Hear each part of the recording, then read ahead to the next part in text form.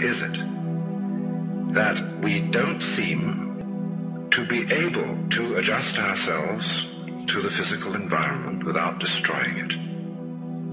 Why is it that in a way this culture represents in a unique fashion the law of diminishing returns, that our success is a failure, that we are building up, in other words, an enormous technological civilization which seems to promise the fulfillment of every wish almost at the touch of a button. And yet, as in so many fairy tales, when the wishes finally materialize, they're like fairy gold. They're not really material at all. In other words, so many of our products, our cars, our homes, our clothing, our food, it looks as if it were really the instant creation of pure thought. That is to say, it is thoroughly insubstantial, lacking in what the connoisseur of wine calls body. And in so many other ways, the riches that we produce are ephemeral. And as a result of that, we're frustrated. We're terribly frustrated. We feel that the only thing is to go on getting more and more. And as a result of that, the whole landscape begins to look like the nursery of a spoiled child who's got too many toys and is bored with them and throws them away as fast as he gets them, plays them for a few minutes. Also, we're dedicated to a tremendous war on the basic material dimensions of time and space. We want to obliterate their limitations. We want to get everything done as fast as possible. We want to convert the rhythms and the skills of work into cash, which indeed you can buy something with, but you can't eat it.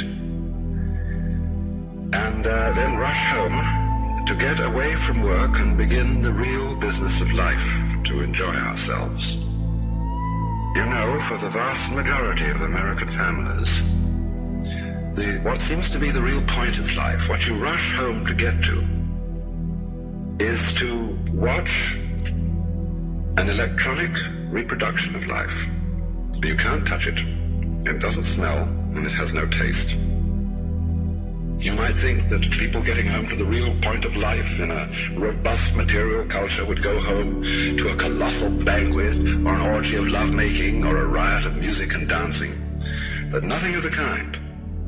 It turns out to be this purely passive contemplation of a twittering screen.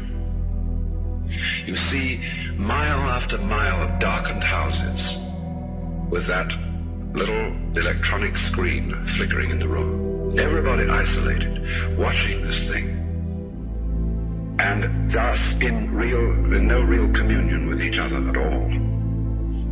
And this isolation of people into a private world of their own is really the creation of a mindless crowd. And so we don't get with each other, except for public expressions of getting rid of our hostility, like football or prize fighting. And even in the spectacles one sees on this television, it's perfectly proper to exhibit people slugging and slaying each other, but oh dear no, not people loving each other, except in a rather restrained way. One can only draw the conclusion that the assumption underlying this is that expressions of physical love are far more dangerous than expressions of physical hatred. And it seems to me that a culture that has that sort of assumption is basically crazy and devoted, unintentionally indeed, but nevertheless in fact devoted, not to survival, but to the actual destruction of life.